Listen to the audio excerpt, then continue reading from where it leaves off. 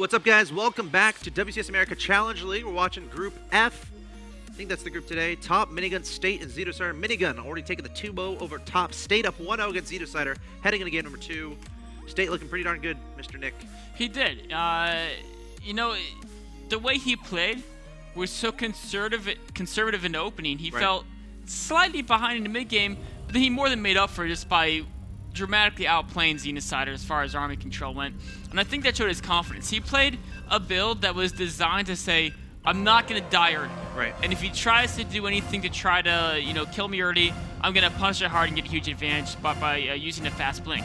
And then I'm not going to worry about the later stages of mid-game because I'm just that good at that stage at PvT. And you know what was so important about all of that?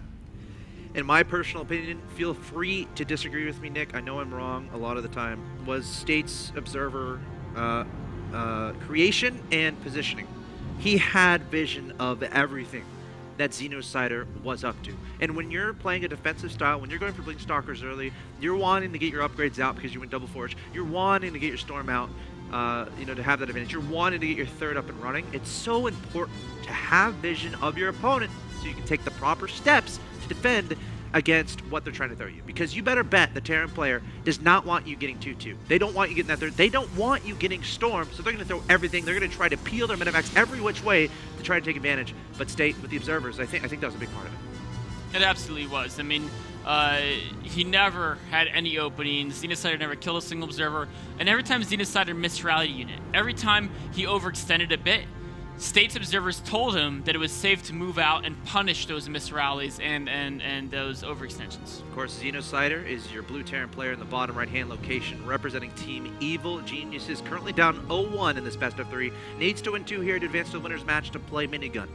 His opponent in the top left-hand location, representing Gamefront, in the top left, is your red Pro Toss player, State. He's 1 win away from playing Minigun in the winner's match. Again, looking super good in Game 1. What does he have in store for us in Game number 2? How early are those 2 gases? I mean, that's okay, standard. Yeah. Xenocider is doing, a command center first, and State, of course, is just going for the... there's 2 ways to open in PvT. You can open 2 gas or 1 gas. If you open 2, you should typically get them both before the Psychor. Right.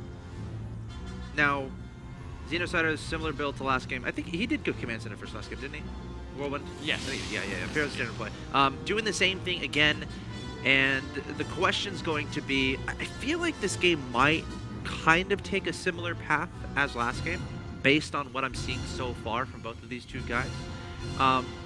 Belshir Vestige is a map where some players will go for some of that 2-base aggression, some of that, Widowmine drop play, potential Hellbat drop play, where Protoss players will try to go for some sort of 2-base timing.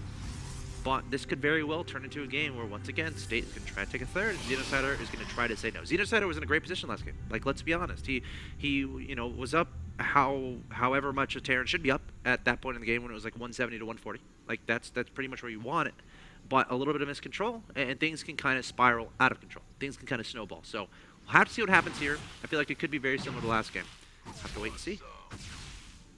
Pretty standard openings here. Yep. What's interesting is State is getting a Stalker and a Motion Core before Nexus. So, again, that kind of shows how conservative he's willing to play against Xenocider. He feels, okay, even if I'm behind in the opening, I'll get ahead, in the mid-game just by showing better control. And this is something where a lot of Protoss players are now getting Nexus and then getting the Stalker Mothership Core.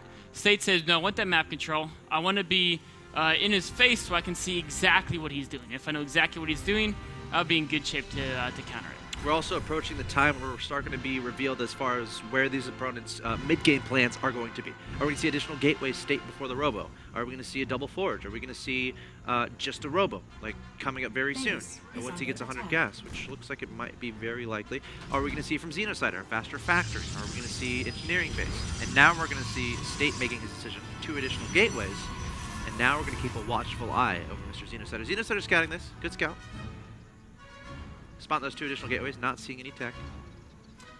And this is something, I mean, he's probably familiar with it. It's his exact same opening state did last game. Xenocider doing the same thing he did last game as well. Most of course trying to get in there to get some scout information, but Marines are going to deter that pretty easily. Of course, still has to be aware of, you know, potential factory stuff. He hasn't seen anything that would imply that it's not going to be potential factory stuff, like a Hellbat drop, like a Widowmine drop. So very understandable to see the Robo being thrown down from him, and again, getting those 2 gateways a little bit earlier, so he has the ability to get fast units out if necessary, not delaying those one bit.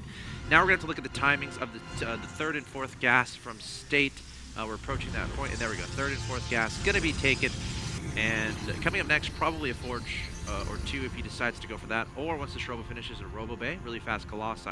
Still a lot of options open here for State. Meanwhile, we're seeing Xenocider again, very standard play, Factory going down, Engineering Bay, similarly timed as last game, identical builds, again, to the T from both these 2 players. And once Xenocider realizes that he is facing the exact same build as last game, the question is, oh, nice little hallucination scout by State there. I'm going to see exactly what's going on, how many bays, etc. The question is how is Xenocider going to react? Is he going to try to hit an earlier timing? Is he going to try to do the same thing but not bleed away so many units in the early stages of the mid-game? Right. Is he still going to go for Hellbats? Is he going to try to get a faster second eBay to really get an upgrade advantage? There's a lot of options to choose when you know your opponent is delaying their tech and their upgrades to try to get that mid-game advantage. Yeah, I feel like Xenocider will go for the same thing because, again, I feel like he was in a good position in the last game. It just came down to a little bit of control issues as the game went along. So I feel like in Xenocider's mind, he's like, all right, I messed up a little bit with my control in the last game. Let's try the same build this time, though. Let's make sure I stay on top of my control. Let's not miss-rally any units. That's the only reason I lost that game. If I keep all my units together, I feel pretty good at that stage of the game. I feel pretty good that I could deny my opponent's 3rd base, that I can get some cost-efficient trades, and that I can avoid a perfect opening from my opponent, 9 minutes in. And, you know, one key part about, we talked about how State has such a perfect opening first 9 minutes, 0 units lost, is how many observers this guy gets. I mean, currently, I think he's got 2, 3... I think he has his 3rd on the way. No, he's his 4th on the way. Jeez, this is absolutely insane. Robo into 4 observers. I love it. Observer coverage here is just spectacular here. Yeah, there goes the 4th observer coming out of the Robo right now. And that's going to give him such amazing map vision. When you have 4... it's at a point where even if they scan a kill one, you still have great map vision because it's typically 3 is really what you want to have all the time. It's like a minimum almost because you want to have 1 on your opponent's army or keeping track of it. You want to have 1 checking the drop path to your main below your main, and then 1 in the entryway to either natural or your 3rd. And so if you have 4, you can cover 1 extra path in addition to those 3 important ones. And if you lose one of your key ones, you can replace that location without having to wait to rebuild an extra one, because you might want to be focused on Colossi in the later stages of the game. Yeah, I mean, 4 observers is a decent gas investment, right? You know, it's 300 gas in the first 10 minutes of a game, but State is going for Blink Stalkers. Like, Blink Stalkers work so well with a lot of observer play, because, you know, Blink Stalkers all about positioning, all about identifying, okay, where's my opponent? Where are his vulnerable units? This attack I don't see working. He has Photon Overcharge on his Nexus. There's so many sentries there, too. And you know, one of the ways Terran can sometimes deal with the 4th... That observer's a ninja. Sorry, cut you off there. It was. That was a really cool observer movement. Yep. One of the ways Terran deals with the 4th field is they run and pick up the units that are stuck and evacuate them with the medevac. But versus the Blink Stalker count that State has, I mean, they just pick off those medevacs. So Xenocider very smart, just backing up here, taking his 3rd base, continuing his upgrades. Double pylons there behind the 3rd. Yeah, that's a really good spot. And there's the Nexus. Xenocider sees it. Not able to delay the Nexus like he was last time. Marine trying to run out after realizing the entire Protoss army. Is he going to try to put another attack here? Now he has 4 medevacs in. There isn't any AoE here. First Colossus actually just now coming out, so the natural. But that Nexus could easily be canceled. There's nothing State can do to save that Nexus. He just wants to target down and run away. A little bit risky, because if the force field gets in that little choke there, okay, he's going to cancel it. Bio gonna back away. And we're seeing the differences between Whirlwind and this map. Oh, hold on. Stalker's been picking up. Whirlwind might be a little bit easier, because remember the distance between the natural and the... Uh-oh! Marines are on a stiffing back. Force field. Look at that control! And one Marine trying to make it home. Guys, wait for me. These Blink Stalkers are doing such a good job in baiting units in. There's a Brave Hellbat. Hellbats are good, man, but not... Can't take on a whole Protoss army. Not yet, at least. No. Stay tuned for the next patch. Another Hellbat actually charging out here. Oh, okay, this guy thinks better. So, overall, it's great Xenocider got the Nexus snipe, but But look at units lost again. Yeah, it's just, he just bleeds away so many units. He's managed to lose 21 units by this point in the game. The Blink Stalker is just adding so much value to State. And the one thing is, it wasn't like he killed a Nexus. The Nexus was 1/3 or 1/4 of the way done. He canceled it. Right. So that's only 100 mineral loss. And then, of course, that's why you see it. 0 units lost, 100 resources lost. Yes. That's the 100 resources for canceling a Nexus. But then he immediately rebuilt it. So it only slowed him down by like 20, 25, maybe 30 seconds. Not worth the amount of units he lost in the retreat there. Yeah. I want to talk about the difference in the terrain of Belshir versus Whirlwind, as far as the defender versus the person who's being offensive, right? The person who's attacking. So on Belshir Vestige, there's not a lot of space that for the attacking individual to maneuver between the second and third. Whereas Whirlwind, you have to go all around this big, wide open space. So Belshir Vestige, I feel like it's a little bit harder to defend that third base location, especially if you're wanting to protect your natural as well. Whereas on Whirlwind, you can kind of back up and defend your natural if you need to. So really interesting dynamics between these two maps as these similar styles play. The Medivacs are in the front. Oh, a quick Ignite Afterburner saves Xenocider's Medivacs. You have to be so careful. He only has 4 Medivacs, and that's a very small number for the approaching the 15-minute mark. I mean, it's of course going to be prioritizing Vikings there. Oh, Mothership Core is going to get taken out. It had full energy. Stalker's trying to take revenge, taking down the Viking who might have gotten the kill shot. That Observer is still just seeing everything. That's such an important Observer. Oh, yeah. Rock's going to be targeted down. Of course, if you make the choke bigger, it's going to be better for Terran, meaning they can get more of a concave potentially, but State with a great position there. I would love to see maybe a drop try to peel away, but knowing State, it might not work. There's so many Observers around the map. This is the point of game where if he pulled SCVs, I don't know if they could defend. There's a lot of Vikings being rallied in here. There's enough to deal with the Colossi. You're all about pulling those SCVs, man. Well, if a Protoss delays Storm like this, I think there is a vulnerability window here. Yeah, he made Archons, interestingly enough, but the Storm is about halfway done. And as Storm approaches that finishing state, no pun intended, that timing is not going to exist as far as SCVs being pulled. We've seen some WCS matches where Storm finishes and we have SCVs being pulled. I'm forgetting which exactly those were. But it does happen. Stalkers need to look out of there. Losing 3. Those are very important to take down the Vikings. Of course, there's some DT counterattacks just being launched right now. And that's going to be very annoying for Xenocider to deal with. There's one in the third. The scanner reveals it, but there's nothing to actually kill it. Yeah, there's a bunker there, so he's gonna back up that DT. He's gonna wait for the scanner and he's gonna go right back in. DT in the main, SCVs, they can't deal with the DT, man. No, he's using these scans, but they're totally wasted scans because he actually can't kill a DT. Yeah. He's like, oh, there you are. You're the guy that's going to kill my workers. I see you, but I can't do anything about you. One DT finally going to fall. Xenocider having to worry about this. Oh, but State's stuck in a bad spot here. A very open engagement. This is great for Terran. Where the High Templars, I don't see that they're lurking in the back, trying to get closer and closer. Colossi getting whittled down by the Vikings. Chargeless trying to get some damage done. State still ahead in supply. And again, the High Templar trying to get in range to fight on Storm. Remember, Storm is done. State just needs the energy for those High Templar to throw down those Storms. Going to back up once again. The High Templar coming forward. Does get a Storm off. Yes, the Storm goes down. And that's going to keep the Bio Army away. I would back up the Zealots. They have no business engaging there. That was such an important Storm. Without that Storm, he may have had his third overrun there. And DT's still being annoying, by the way. Yeah, as is. I mean, that's really what came down to. Xenocider did pretty well in that battle, but he lost a good amount of economy to that. Oh, now he's bleeding away more units. This has been the story of these Blink Stalkers. Always catching units off guard. How many SCVs did he lose into that DT harass? Oh, 18. Because he didn't lose any before that, really. Maybe one scouting. So a lot of SCVs killed. That's a big deal here. And now State's going to have the supply advantage. He's going to take a fourth phase. Did he make any ghosts? He has a Ghost Academy. He hasn't made any ghosts, though, no. Okay, one is in production. State's going to push across. And this is exactly what you want to do as a Protoss. If you, or as any race.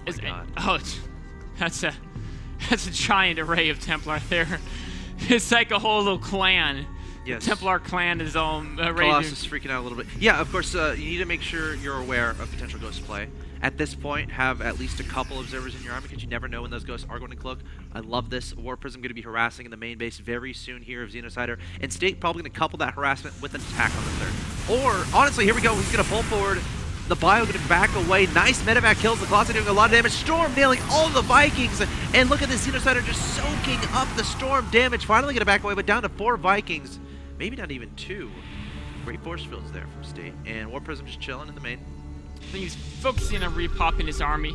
Realizes he had no meat in the army left anymore. He needs some more zealots and archons to help tank that. Warpers going to be driven away, and what State wants to do, he wants to keep up the pressure. Because if he has an advantage, right? But if they both sit back and do nothing, both players max out, anything can happen. Yeah, exactly. You could potentially lose or take an unfavorable engagement. But Xenocider is doing a great job of staying defensive, staying in good positioning. Unfortunately, there's no medevacs. His units are damaged pretty heavily. I think the Viking could have killed that Warp as it stands. 3 DT's going to pop out. Scan's going to happen. DTs don't care too much. At the same time, we have an engagement there at the third base. It looks like a little bit of poking back and forth. But State going to continue backing away. Not willing to engage. I love the building placement of those barracks. Of course, they can do a great job distracting opponents' units who decide to attack buildings instead of their opponent's army for whatever reason. DT's finally being cleaned up in the main. Nice use of some scans here. Pretty efficiently cleaned up.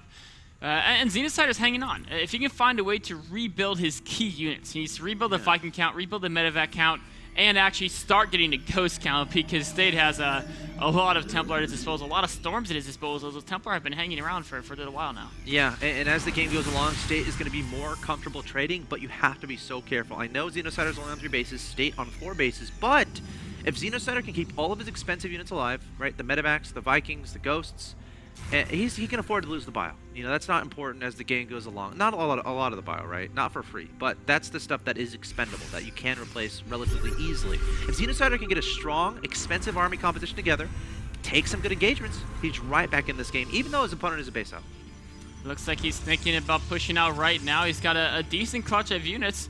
Not too many Vikings, though, and there are 3 Colossi, so that could be instrumental in the battle. Also, of course, in these late game engagements, it's usually about EMPs versus Storms. Yes. So take a look out to see during engagement how many big Storms land and how effective are the ghosts at neutralizing the Templar. Stalker's taking out a Viking, trying to take out a second, blinking out of there before losing anything. Right now, as it stands, 4 ghosts on the field, 5 High Templar on the field. DT checking on the status of that 4th base. State has to be feeling a little bit comfortable here, knowing he's a base ahead, continuing to harass on both sides of the map. A War Prism is just above the main base right now of Xenocider. DT being sent there into the 3rd. Scan going down, double time warp as well. State biding time, adding on yet another base at the top right-hand side of the map. I feel like we're about to see a billion gateways added on as well. We are. I think State's goal is to deny the 4th of his opponent, but he's actually sitting back here, and a 4th is being turned into a planetary. So once that completes, it can be much more difficult to deny. War Prism do something in the main. DT still slicing. You know, I mean, State's maxed out, so we can't actually. Oh, good point. Oh, but here's the engagement. Okay. Maybe is State gonna try to defend the space? Looks like he is. Oh, 2 Colossus on the left-hand side, very, very vulnerable. Great storm onto the bio. Oh my God! And now the charge bot's coming forward. Not exactly what Xenocider wanted. This is a great engagement, honestly, for State. Again, getting all those bio kills is so important, keeping most of his expensive units alive. All the Vikings are gone. All the ghosts look to be gone as well. Still 4 medevacs overhead, but State should have the reinforcement potential. Look at his bank. 2K in the bank. I feel like a 10 charge lot warping into that. He's warping in everything in his opponent's main. That's right. He knows, you know what, as long as I can defend his Nexus. Oh, but he lost the pile up on his Nexus. That's the thing. I thought he would have pulled his probes to that base in the middle right a long time ago. Mothership Core can overextend a little bit, but there's nothing that shoots up there. So Mothership Core might actually save his Nexus. Marauders. No, I mean, Marauders are good against buildings. Mothership Core, of course, doesn't do too much against these heavily upgraded Marauders. Nexus will fall, but the main is being absolutely ravaged. The main is getting absolutely destroyed. I mean, this is just brutal here. State just warping everything in the main. He's like, okay, I'm going to rebuild my army in your main base. I'm going to make your production my production. State taking the victory, taking the 2-0. Wow, convincing victory there was the Xenocider, and State will advance to the winner's match to play minigun. State looks so good. He did. Just totally in control of that game. Wow. The advantage that put us in a late game, yes, maybe into one-time engagement, even though he got the good storms, he may not always win that engagement. There's a super late game engagements often. Look at the storm, Terran can do well here. Oh, this is 6 so storm. Juicy. I mean, if he didn't get that storm, he would have lost engagement by a landslide. Sure. And then Terran would have maybe just pushed through, and it could have been a base race. And you never know what happens. Base race in Terran can be risky. Right.